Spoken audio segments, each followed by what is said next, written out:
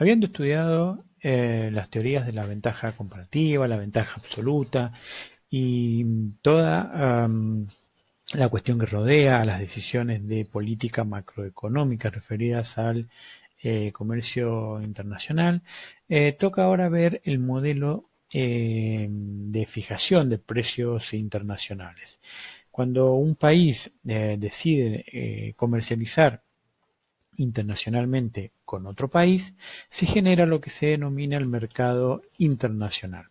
Cuando se genera el mercado internacional, empiezan a haber cambios en las condiciones establecidas previamente a la decisión de abrirse al comercio internacional en los mercados internos. Cambian los equilibrios en los mercados internos.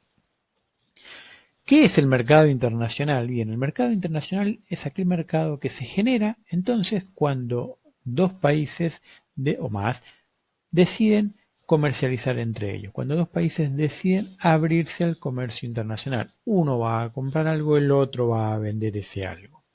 Entonces el mercado internacional no es más que la suma de los mercados de aquellos países que han decidido comercializar entre sí. El mercado internacional no es una cosa esotérica que queda, no sé, no sabemos, allá afuera, lejos, más allá de nuestras fronteras, y allá está el mercado internacional y acá estamos nosotros, el mercado doméstico. No es así, el mercado internacional es la suma de los mercados domésticos, es la suma de los mercados que deciden comercializar entre sí. Cuando nosotros decidimos importar algo de otro país, nosotros formamos parte como importadores, como demanda en ese mercado internacional. Y cuando nosotros decidimos exportar, vender algo a otro país, formamos parte de ese mercado internacional como oferentes en ese nuevo mercado. Esto tiene que quedar muy claro. El mercado internacional es el mercado que se genera al abrirse al comercio, dos países o más, y esto genera cambios, transformaciones en los mercados internos. Convengamos que antes de decidir abrirse al comercio internacional, el país se manejaba puertas adentro. Esto implica que o no fabricaba y no consumía el bien en cuestión, o sí lo hacía y ahora vamos a tener una nueva realidad. Entonces, la apertura comercial que lleva a la generación de mercados internacionales va a traer siempre nuevos equilibrios en los mercados que componen ese mercado internacional, y esto va a establecer siempre, pero siempre, la presencia de ganadores y perdedores. Cuando nosotros en términos económicos hablamos de ganadores y perdedores, lo que estamos diciendo es que los agentes económicos que participan en los mercados que ahora se han abierto al comercio exterior, que básicamente son los demandantes y los oferentes, van a tener nuevos equilibrios y se van a ver o perjudicados o favorecidos por la aparición de ese nuevo mercado.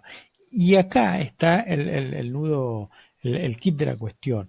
Todo lo que nosotros vimos de las condiciones que los países consideran para establecer sus políticas de comercio exterior tienen que ver con los objetivos macroeconómicos que se espera consigan en sus respectivos países de origen. Y estos objetivos de política entonces son modificados debido a que existen ganadores y perdedores en los mercados internacionales. Es decir, existen siempre ganadores y perdedores cuando los países deciden entre ellos comercializar internacionalmente.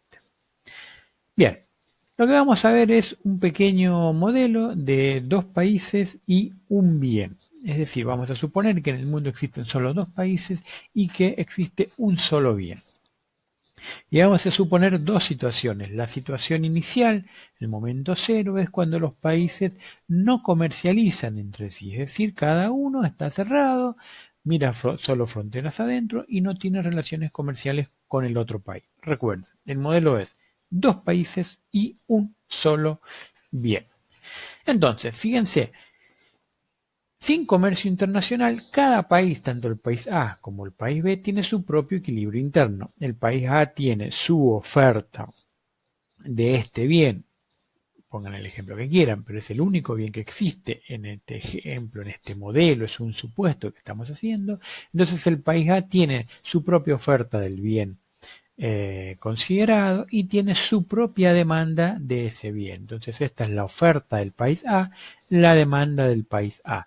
Fronteras adentro, con la economía cerrada, sin comercio exterior, entonces el país A tiene un determinado equilibrio que es el siguiente. El precio de equilibrio interno del país A es este que vemos acá y la cantidad transada de este bien fronteras adentro, en el mercado doméstico, como lo podemos llamar, del país A, es la cantidad que aquí vemos.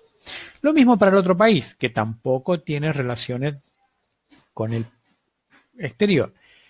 Tiene su propia oferta, el país B, de este bien, tiene su propia demanda interna o doméstica, el país B, y esto lleva a un equilibrio interno en el país B, donde tiene un precio de equilibrio, P sub B, y una cantidad transada de equilibrio.